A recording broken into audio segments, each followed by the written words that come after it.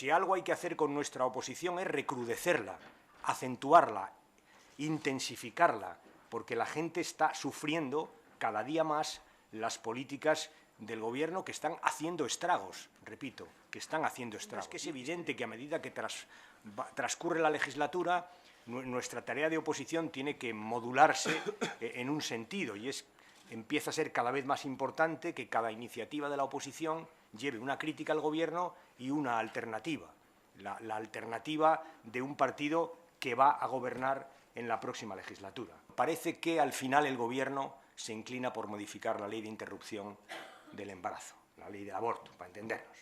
Se inclina. Seguramente un Gobierno como este, que está muy débil, no tiene facturas que ya no puede dejar de pagar con los sectores más radicales de su electorado, valga decir, con la extrema derecha. Pues debilidad es eso.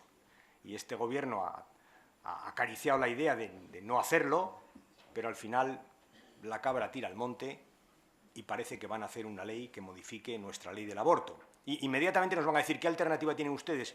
La ley actual. La actual. Y ya os digo que vamos a estar en las movilizaciones educativas, contra la ley Wert, contra las tasas, contra la política de becas, contra este destrozo que están haciendo de la educación pública, que es un destrozo, como os decía al principio, que empieza a notarse ya en el comienzo de curso, es especialmente significativo. Y hay que decirles al Gobierno que se dé por derrotado, porque le hemos derrotado. Políticamente es una ley que ya no tiene salida y que no va a ver la luz en la práctica. Y por tanto que no meta las editoriales en libros de texto, porque no se va a aplicar. No se va a aplicar. Es una buena noticia para la educación española. Tampoco le vamos a permitir al Gobierno que engañe, que aproveche 2 o 3 destellos que tienen mucho que ver con lo que está pasando en Francia y en Alemania, que son los tractores de la economía europea y, por tanto, con la política europea, como venimos diciendo, que aprovechen estos destellos para emitir mensajes que son equivocados y que, en todo caso, faltan al respeto a la gente.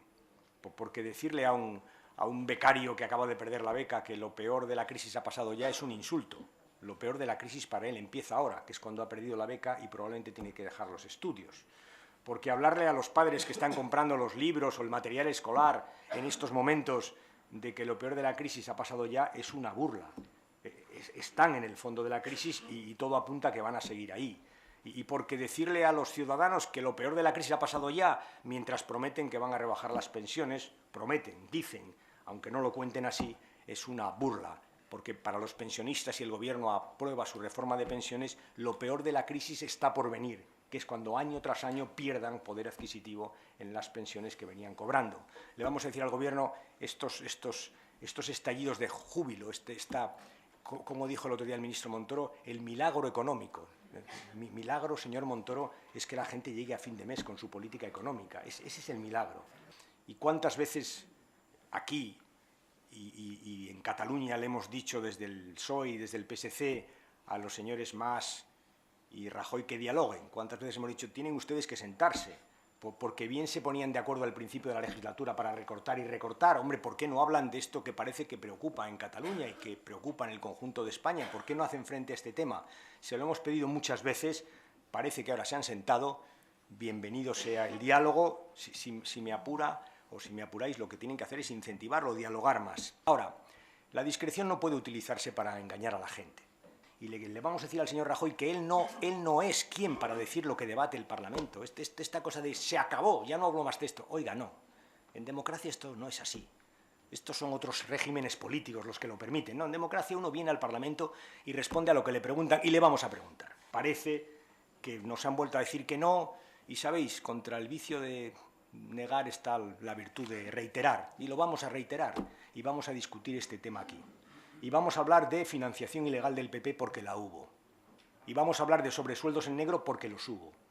Y vamos a hablar de campañas electorales con un partido dopado porque lo hubo. Porque hay quien compitió con más recursos. De esto vamos a hablar. Y vamos a hablar de las mentiras en el Parlamento. Porque lo peor en democracia es que un presidente venga y mienta al Parlamento y no se le mueva un solo músculo. Esto vamos a denunciarlo. Hay que ganar cercanía a la gente, que nos tienen que ver más cerca, esta tiene que ser nuestra obsesión, más cerca. Hemos hecho un esfuerzo, pero es insuficiente, nos tienen que ver más cerca. Veréis, cuando en el Comité Federal de enero decidimos este calendario, la conferencia, seguramente no elegimos el camino más fácil. No, seguramente no. A cambio de eso, os tengo que decir que elegimos el camino más honesto y el más seguro. Ahora se trata de recorrerlo juntos y lo vamos a hacer. Ahora es vuestra la palabra, compañeros.